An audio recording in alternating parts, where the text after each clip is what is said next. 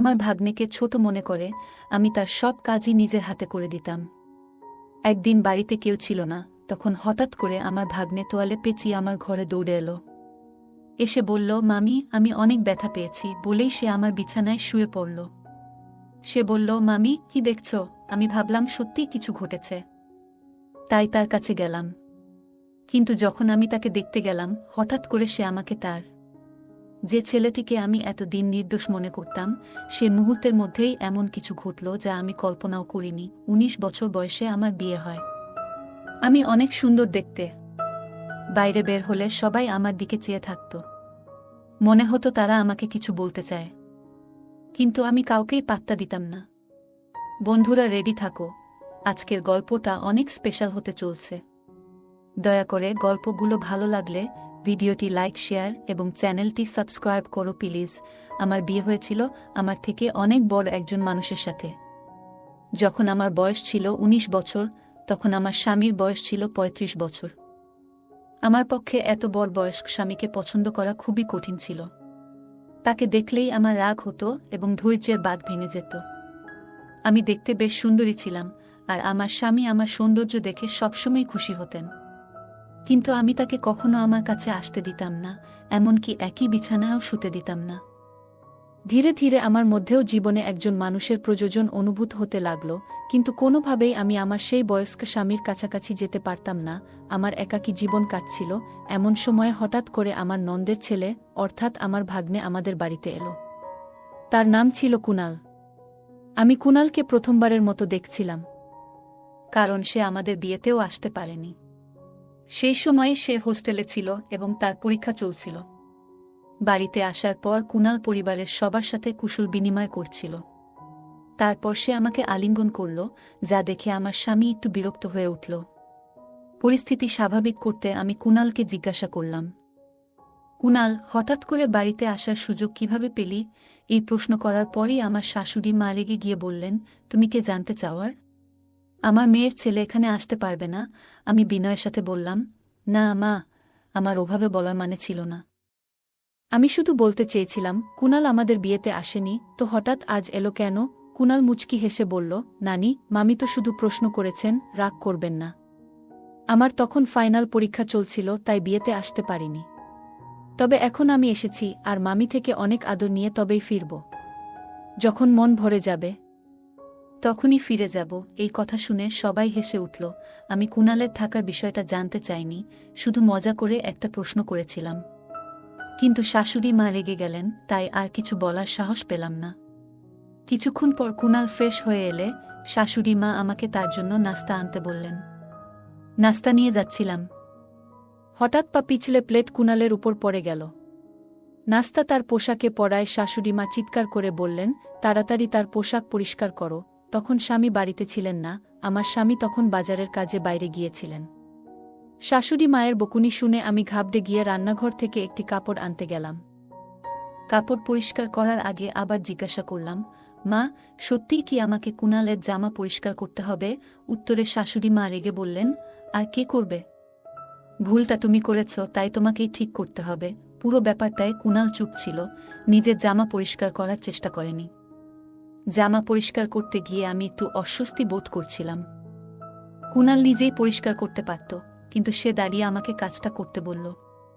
আমার সংকোচ হচ্ছিল, আর সে মিষ্টি চোখে তাকিয়ে বলল, মামি, এখানে এভাবে পরিষ্কার করুন।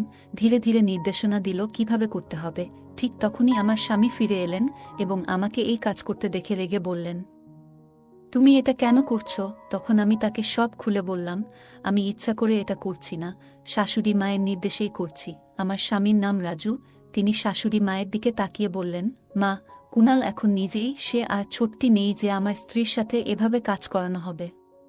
যা হয়েছে তা ছিল একটা দুর্ঘটনা। ভবিষ্যতে এমন কোনো কাজ করার চেষ্টা করো না যা একজন পুরুষের কাজ। এই বলে রাজু আমার হাত থেকে কাপড়টা সরিয়ে নিয়ে চলে গেলেন। তিনি যে বাজারের জিনিসপত্র নিয়ে এসেছিলেন তা পাশে রেখেই বেরিয়ে গেলেন। এরপর আমি সেই জিনিসপত্র নিয়ে রান্নাঘরে চলে গেলাম। কুনাল ও আমার পিছু পিছু এলো। নল থেকে হাত ধোয়ার সময় সে আস্তে আস্তে কিছু বলছিল, যেন তার মনের মধ্যে কিছু ভারী কষ্ট জমে আছে। আমি শুনলাম সে বলছিল, এখান থেকে চলে যাব। আমি অবাক হয়ে বললাম, কুনাল, তুমি তো মাত্র কয়েক ঘন্টা আগে এখানে এসেছ। এত তাড়াতাড়ি চলে যাওয়ার কথা ভাবছ কেন? তখন কুনাল বলল, আমি তো বাইরের মানুষ, তাই হয়তো এখানে থাকার কোনো মানেই নেই। মামিও আমাকে হয়তো বাইরের লোক মনে করেন। মায়ের স্নেহ পেতে এসেছিলাম, কিন্তু হয়তো আমার ভাগ্যে তা নেই। এই কথা বলে সে চলে যেতে চাইল। আমি তখন হঠাৎ করেই তার হাত ধরে ফেললাম। হাতটা একটু জোরে টেনে ফেলায় সে আমার একেবারে কাছে চলে এলো। তখন আমি দ্রুত তাকে সরিয়ে দিয়ে বললাম, দুঃখিত, আমি ভুল করে ফেলেছি কুনাল, আমি ভুল করে তোমাকে টেনে এনেছিলাম। বলার পর আমি তাকে বোঝানোর চেষ্টা করলাম, কুনাল, রাজুর কথাগুলোকে মন থেকে নিও না। আসলে আমি আমার স্বামীকে তেমন গুরুত্ব দিই না। সে শুধুমাত্র সম্পত্তির জন্য আমার পেছনে ঘুরে বেড়ায়। তোমার পোশাকে কিছু পড়লেও আমি পরিষ্কার করতাম, যেমনটা তোমার জামাকাপড় পরিষ্কার করেছি। যদি সত্যিই আমার কাছ থেকে আদর স্নেহ পেতে চাও, তবে এখানেই থাকো। না হলে রাজুর কথাগুলো মনে রেখে চলে যেতে পারো। এরপর বললাম, দেখো এখন কি করবে? আমার কথা শুনে কুনাল বলল, মামি, সত্যি বলতে আপনার কথাগুলো শুনে আমার সব রাগ গলে গেল। এখন শুধুমাত্র আপনার জন্যই এখানে থাকব। আপনি যদি বলেন তবে এখন থেকে আমি আপনারই। বলেই সে আমাকে আলিঙ্গন করল। কুনালের এমন ছোট ছোট কথাগুলো আমার মনে প্রভাব ফেলছিল। চোখের পলকেই 5 দিন কেটে গেল। এই কদিনে কুনাল বাড়ির একজন সদস্য হয়ে উঠেছিল। প্রতিদিন সকালে আমার স্বামী তাকে দোকানে নিয়ে যেতেন। রাজুর একটি ছোট দোকান ছিল, আর কুনালকে একঘেয়েমি থেকে বাঁচাতে তাকে সঙ্গ নিতেন। কুনাল আসার পর বাড়ির কাজের চাপ বেড়ে গেল। শাশুড়ি মা সারাদিন মন্দিরে থাকায় বাড়ির কাজে সহায়তা করতেন না, আর স্বামীর আয়ও ছিল কম, তাই কাজের লোক রাখা সম্ভব ছিল না। একদিন আমি রাজুকে বললাম, রাজু, এত কাজ আর পারছি না। বাড়িতে এখন আরও একজন সদস্য, কিন্তু শাশুড়ি মা কোনো সাহায্য করছেন না। আমাদের কথোপকথন শাশুড়ি মা শুনে ফেললেন।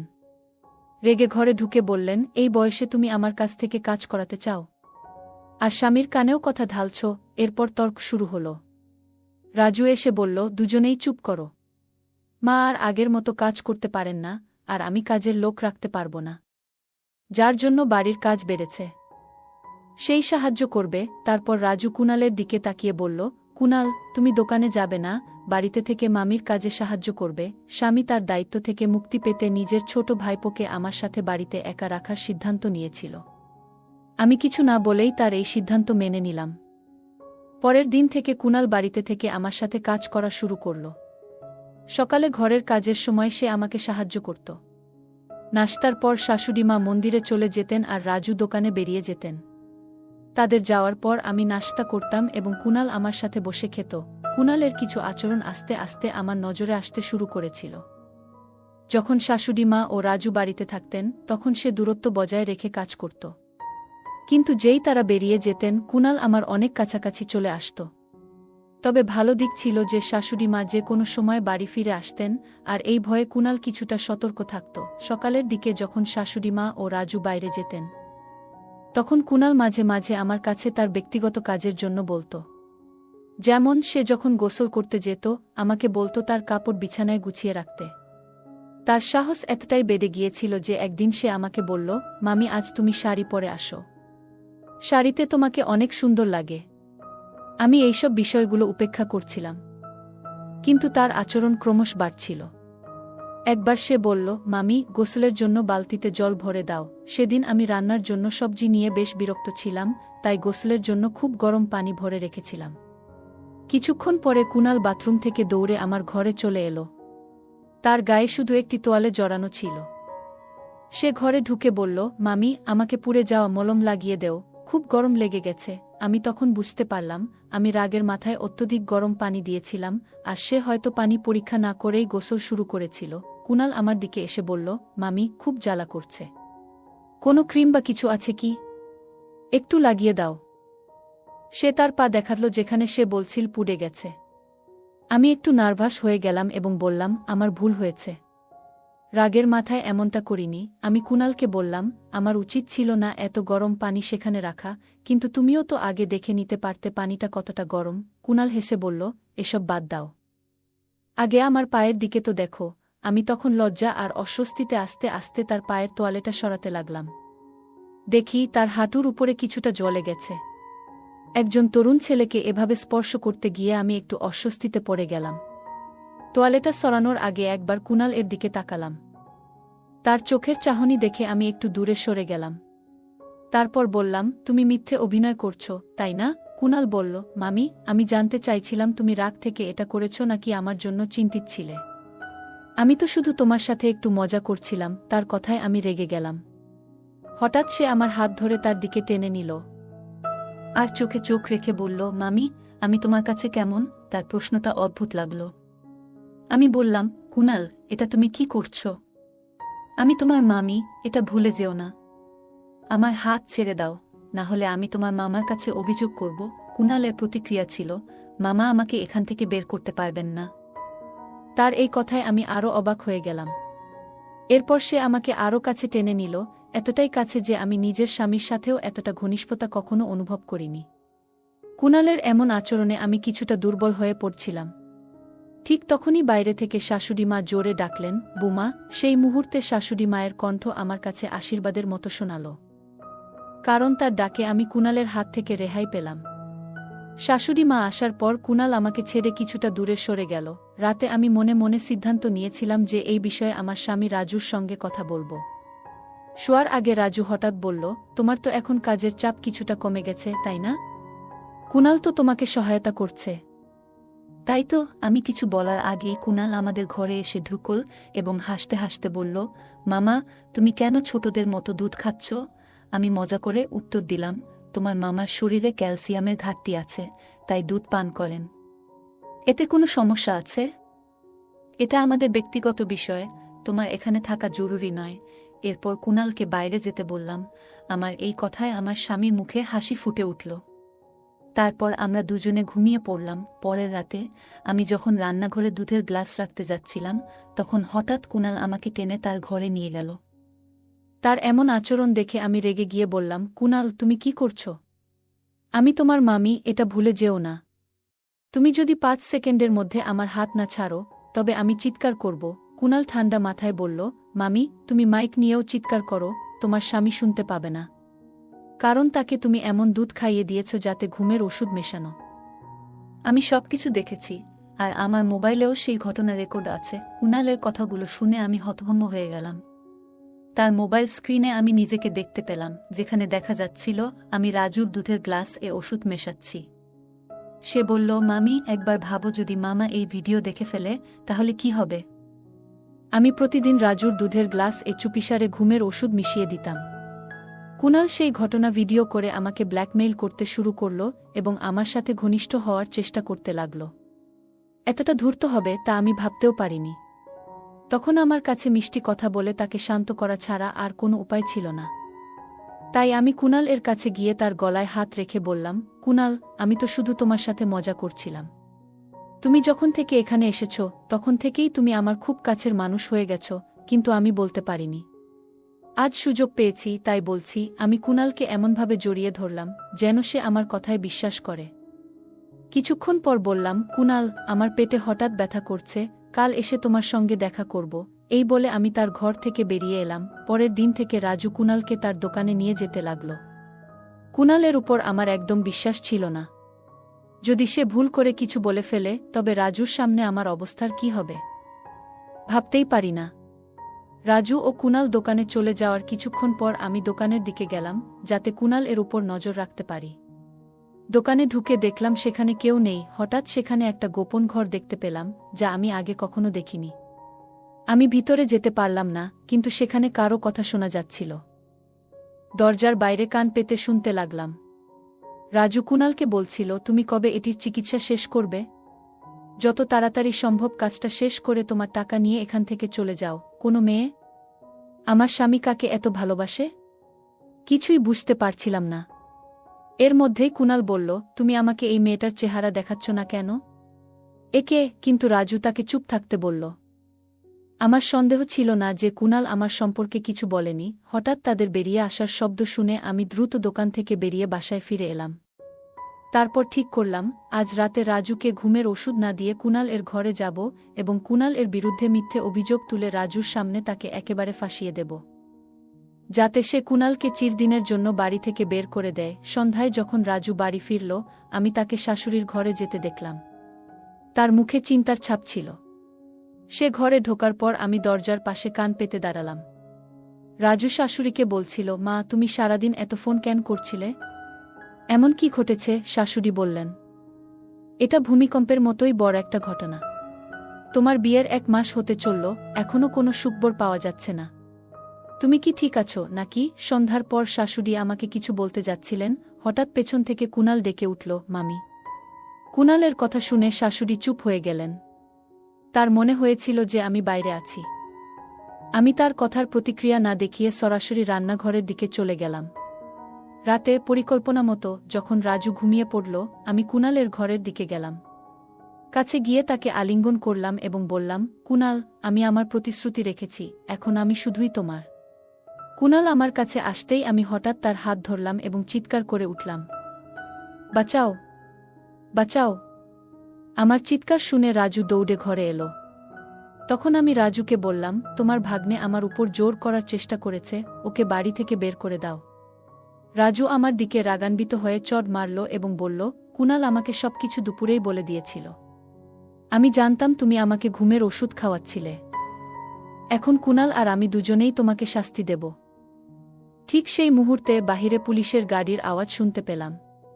পুলিশ কয়েক মিনিটের মধ্যে ঘরে ঢুকল।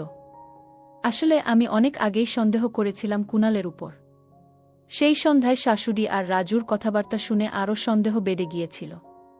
আমি বুঝতে পারছিলাম না কেন তারা আমাকে দ্রুত গর্ভবতী করতে চায়।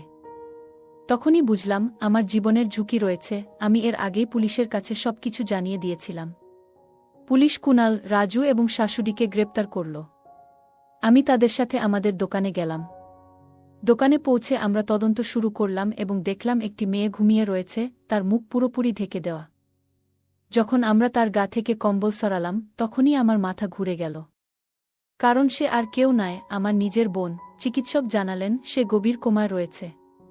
রাজু আমার বোনের স্বামী ছিল। বিয়ের কিছুদিন পরই সে অভিযোগ করেছিল আমার বোন পালিয়ে গেছে। এতে পরিবারে বিশাল অশান্তি শুরু হয়। মানসম্মান বাঁচাতে রাজু বাবাকে আমাকে বিয়ে করতে বলে এবং বাধ্য হয়ে আমাকে বিয়ে করতে হয়। পুলিশের বয়ানে জানা গেল শাশুড়ি আমার বোনের উপর অত্যাচার করে বাবার সম্পত্তি দখল করতে চেয়েছিল। বোন নিজেকে রক্ষা করতে জানায় সে আসল মেয়ে নয়, সম্পত্তি আমার নামে। কিন্তু রাজুর অত্যাচারে সে কোমায় চলে যায়। রাজুর আসল উদ্দেশ্য ছিল আমার বাবার সম্পত্তি দখল করা। তার পরিকল্পনা ছিল আমার সঙ্গে বিয়ে করে আমাকে গর্ভবতী করা, যাতে আমি কিছুই করতে না পারি। এরপর আমার বাবার সম্পত্তি দখল করা সহজ হবে। এদিকে কুনাল, যে গ্রামের একজন সাধারণ ডাক্তার ছিল, তাকে বড় অঙ্কের টাকার লোভ দেখিয়ে আমার বোনের চিকিৎসার জন্য ডাকা হয়েছিল। শেষ পর্যন্ত পুলিশ ও আদালতের মাধ্যমে সেই 3 অপরাধীকে যাবজ্জীবন কারাদণ্ড দেওয়া হয়েছিল। আমার বাবা ভেবেছিলেন রাজু একজন সৎ এবং সরল মানুষ। কিন্তু তার পেছনে এত বড় ষড়যন্ত্র লুকিয়েছিল যা আমরা কল্পনাও করতে পারিনি। ভাগ্যক্রমে আমি সেই ফাঁদ থেকে পালাতে পেরেছিলাম। এখন আমার একমাত্র আশা, আমার বোন দ্রুত সুস্থ হয়ে উঠুক। বন্ধুরা, বর্তমান সমাজে অনেক মানুষ বাইরের হাসিখুশির আড়ালে মিথ্যার জাল বুনে থাকে। কে কখন বিশ্বাসঘাতকতা করবে তা বলা কঠিন। যখনই মনে হবে কিছু ভুল হচ্ছে, তখনই পুলিশের সাহায্য নিতে হবে। গল্পটা কেমন লাগলো জানাতে ভুলবে না। আরও মজার মজার রোমান্টিক গল্প শুনতে চাইলে ভিডিওটি লাইক, শেয়ার এবং চ্যানেলটি সাবস্ক্রাইব করতে এবং বেল আইকনটি ক্লিক করতে ভুলবে না। ধন্যবাদ। আমার বিয়ে হয়েছে 5 বছর হয়েছে, কিন্তু আমার কোনো সন্তান হয়নি। আমার শাশুড়ি সবসময় আমায় অপবাদ দিয়ে কথা বলতো, কিন্তু আমায় কোনো ডাক্তারও দেখাতো না। বলতো আমার সমস্যা। তাই একটা পর্যায়ে আমার সংসার ভেঙে যাওয়ার মতো অবস্থা হলো। শাশুড়ি বলল আমি আমার ছেলেকে আরও একটি বিয়ে করাবো। আমি এই কথা শুনে কিছুতেই সহ্য করতে পারছিলাম না, আর তাই বাধ্য হয়ে আমি ডাক্তারের কাছে গেলাম। ডাক্তার বলল তোমার বাচ্চা হবে, কিন্তু আমার কিছু পরামর্শ মানতে হবে। আমি বললাম ঠিক আছে, আপনি যা বলবেন তাই হবে। ডাক্তার বলল আমি তোমায় এমন চিকিৎসা দিব যা কাউকে বলা যাবে না। আমিও রাজি হলাম। কিন্তু ডাক্তার সাহেব চিকিৎসার নামে একদিন রাতে আমার সাথে যা করেছিল তা কোনো মেয়ের পক্ষে মেনে নেওয়া সম্ভব ছিল না। তাহলে আসল ঘটনাটি খুলি বলি। আমার নাম ডাক্তার অজয় কুমার।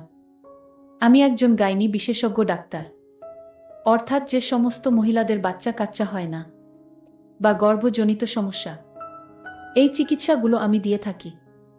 তাই হাসপাতালে সব সময় সিরিয়ালে আমার গর্ভবতী মহিলা বা যাদের বাচ্চা ধারণ ক্ষমতা নেই এ ধরনের মহিলাদের সিরিয়াল সবসময় লেগেই থাকে। আর তোমাদেরকে বলে রাখা ভালো, আমি দেখতে বেশ হ্যান্ডসাম। আমার উচ্চতা সরাসরি 6 ফিট এবং দেখতে অনেকটা ফর্সা। তো যাই হোক বন্ধুরা, আমার কাছে একদিন হঠাৎ করে একটি মেয়ে চিকিৎসা নিতে আসলো। তার সমস্যা হচ্ছে প্রায় 5 বছর যাবত বিয়ে হয়েছে, কিন্তু বাচ্চা কাচ্চা হচ্ছে না। আর যেহেতু আমি একজন গাইনি বিশেষজ্ঞ এবং আমার এলাকার মধ্যে অনেক নাম করা, তাই মেয়েটি আমার কাছে আসলো এবং সমস্ত কিছু খুলে বলল। তখন আমি তাকে বিভিন্ন রকমের টেস্ট দিলাম এবং পরীক্ষা করে দেখলাম যে তার বাচ্চা ধরার ক্ষমতা সবকিছু ঠিকঠাক আছে। তারপরেও তার বাচ্চা হচ্ছে না। তাহলে কি কারণ হতে পারে আমি চিন্তা করতে লাগলাম। অবশেষে আমি বুঝতে পারলাম এটা তার স্বামীর সমস্যাজনিত কারণ ছাড়া আর কিছু না। তাই আমি তাকে আমার পার্সোনাল চেম্বারে ডেকে পাঠালাম এবং তাকে জিজ্ঞাসা করলাম, তোমার পারিবারিক পরিস্থিতি এখন কেমন? মানে যেহেতু তোমার বাচ্চা হচ্ছে না, এজন্য তোমার শ্বশুর বাড়ির লোকজন তোমার সাথে কেমন ব্যবহার করছে?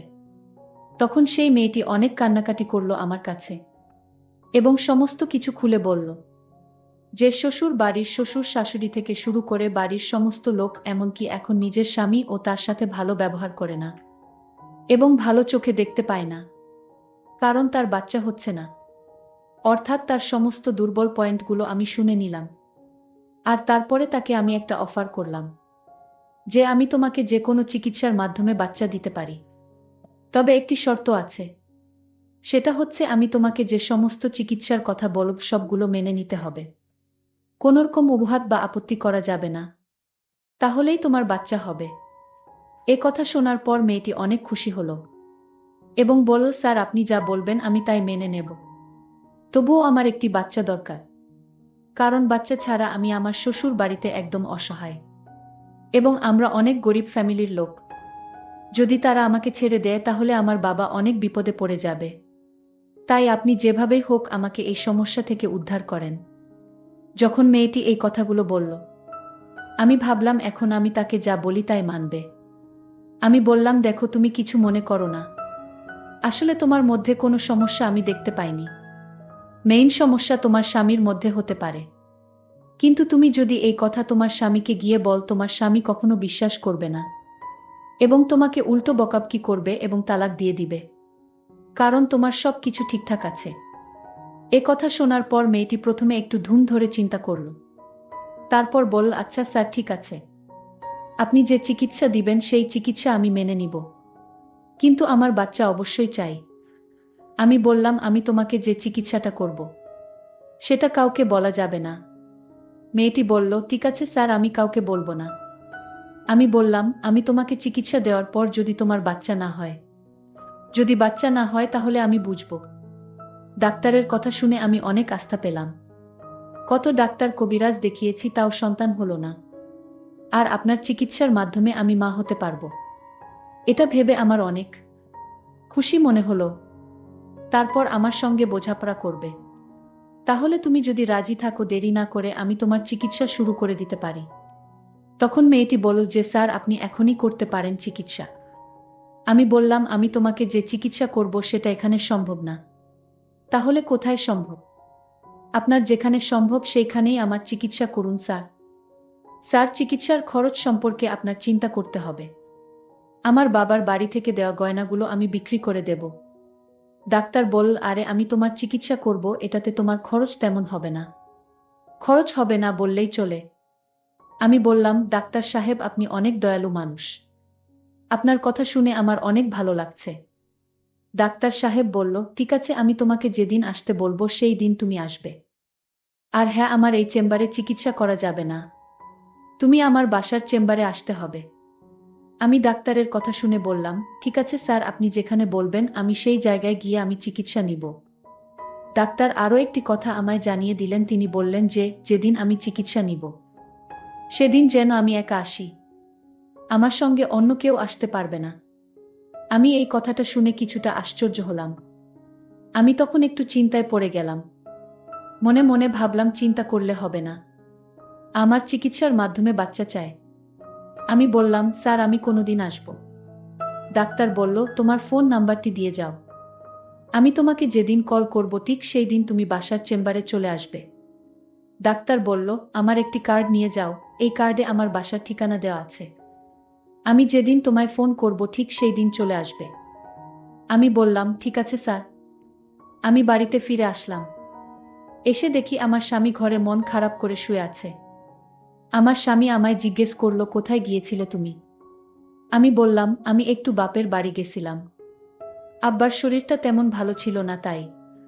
আমার স্বামী বলল, আমার কাছ থেকে অনুমতি নেওয়ার প্রয়োজন ছিল না। আমি তাকে বললাম, দেখো আমি তোমার নাম্বারে ফোন দিয়েছিলাম। তখন তোমার ফোন বন্ধ ছিল আর তাছাড়া তুমি বাড়িতে ছিলে না। আর তাই বাবার অসুস্থতার কথা চিন্তা করে চলে গেছিলাম। আমার স্বামী বলল, আমি মানছি আমি বাড়িতে ছিলাম না। আমার মা তো ছিল। মায়ের কাছে বলে যেতে পারতে। আমি তখন বললাম, মা তো শুধু আমায় বকাশকা করে আমাকে দেখতে পারে না। সবসময় কুটা দিয়ে কথা বলে আমি নাকি এ বাড়িতে পোড়া কপাল নিয়ে এসেছি। আমার সন্তান হয় না। এটা কি আমার দোষ? আল্লাহ যদি না দেন তাহলে আমাদের কোনো হাত আছে? আপনার মায়ের কথা আমার আর সহ্য হয় না। আমি কত অপমান সহ্য করে তোমার বাড়িতে আছি। আমি এতে কিছু মনে করি না। আমি আম্মার কথায় কিছু মনে করি না।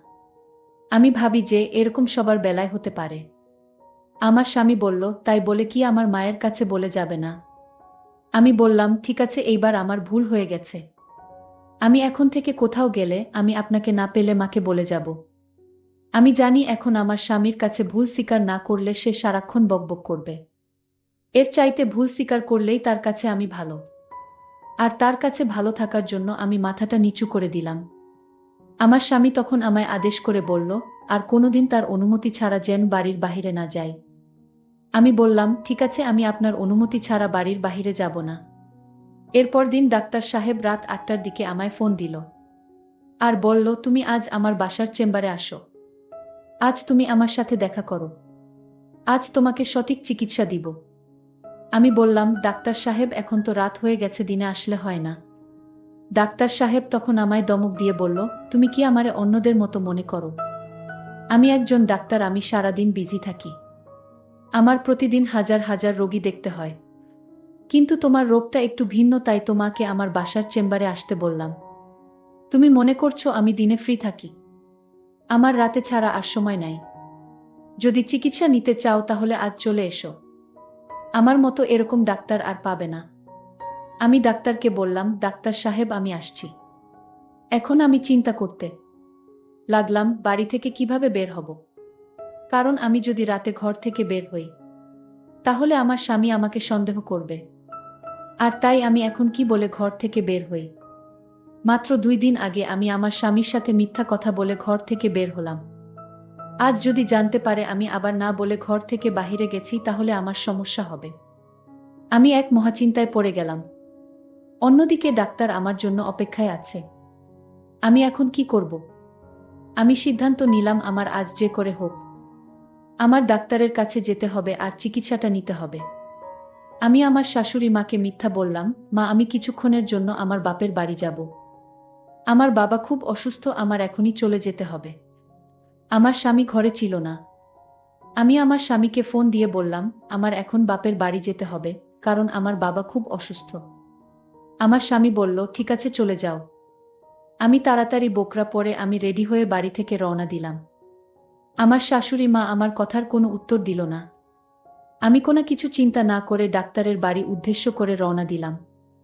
এই মুহূর্তে ডাক্তার সাহেবের ফোন আসলো। আমি ফোনটা রিসিভ করতেই ডাক্তার বলল, তুমি আসবে আজ। যদি না আসো আমি আর কোনোদিন আমি তোমার চিকিৎসা দিতে পারবো না। আমিও দিব না। আমি ডাক্তার সাহেবকে বললাম, আমি রাস্তায় আছি, আমি আসতেছি। আপনি কিছুক্ষণ ওয়েট করেন।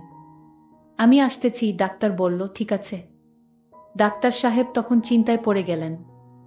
ডাক্তার সাহেব বললেন, আজ আমি আমার স্ত্রীকে বলবো আমার একজন জটিল রোগী আমার সাথে দেখা করতে আসছে। আর তাই আমার চিকিৎসা দিতে হবে।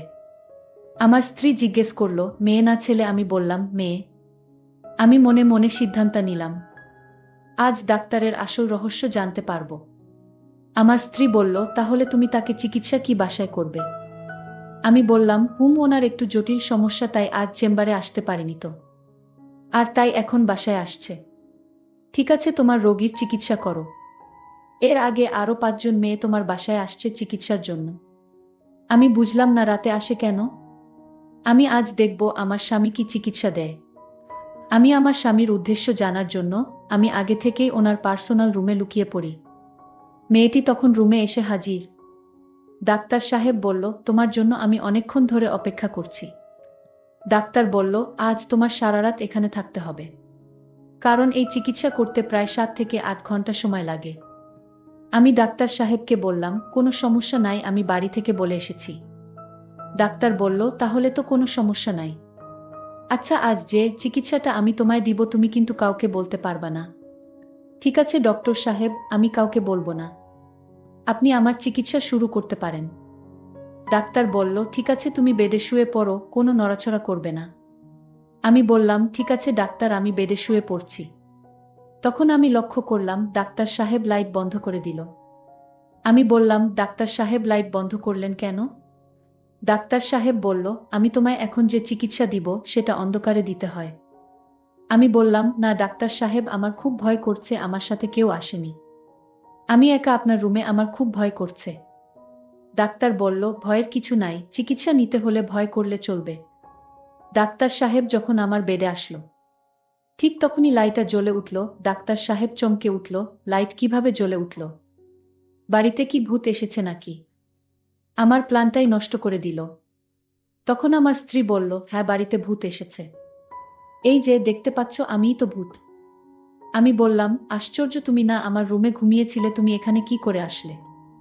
আমি বললাম, তোমার আসল চিকিৎসাটা দেখার জন্য আমি আগে থেকেই ঘরে লুকিয়েছিলাম। এই বুঝি তোমার চিকিৎসা? আমার স্ত্রীকে বললাম, তুমি যা ভাবছো আমি ঠিক তেমনটা নই। মেয়েদেরকে মিথ্যা কথা বলে তুমি এইভাবে চিকিৎসার নামে এসব করো। আমি ডাক্তার সাহেবের স্ত্রীর কথা শুনে চমকে উঠি, হায় আল্লাহ, আমি আজ বেঁচে গেলাম। আমি ডাক্তার সাহেবের উদ্দেশ্য বুঝতে পারিনি। তার বাহিরের চেহারাটা অনেক সুন্দর, কিন্তু ভিতরের দৃশ্যটা যে এত নোংরা আমি জানতাম না। আজ হয়তো আমি ডাক্তার সাহেবের স্ত্রীর জন্য বেঁচে গেলাম। ডাক্তার সাহেবের স্ত্রী আমাকে বলল, এই মেয়ে তোমার বাড়ি কই? আর তোমার মা বাবা স্বামী কেহ নাই? তোমার মাথায় কি সমস্যা আছে নাকি এই এত রাতে কেউ একা একা চিকিৎসা নিতে বের হয়? আমি তখন কেঁদে বললাম, দেখুন, আমার স্বামী আমারে কোনোদিন ডাক্তার দেখায় না, সে নিজেও ডাক্তার দেখায় না। ডাক্তার সাহেবের স্ত্রী বলল, আচ্ছা, আমার স্বামী তোমার রিপোর্ট দেখেছে? আমি বললাম, হে, আমার কোনো সমস্যা নেই, রিপোর্ট ভালো। তোমার সমস্যা নাই, তাহলে তুমি চিকিৎসা নিতে আসলে কেন? চিকিৎসা নিবে তোমার স্বামী। আমি তোমার স্বামীর জন্য কিছু ওষুধ দিয়ে দিচ্ছি, এগুলো নিয়ম করে খাওয়ালে ইনশাল্লাহ ঠিক হয়ে যাবে। বন্ধুরা, আজকের গল্পটি এখানেই শেষ করলাম। ভালো লাগলে চ্যানেলটি সাবস্ক্রাইব করে পাশে থাকবেন। ধন্যবাদ।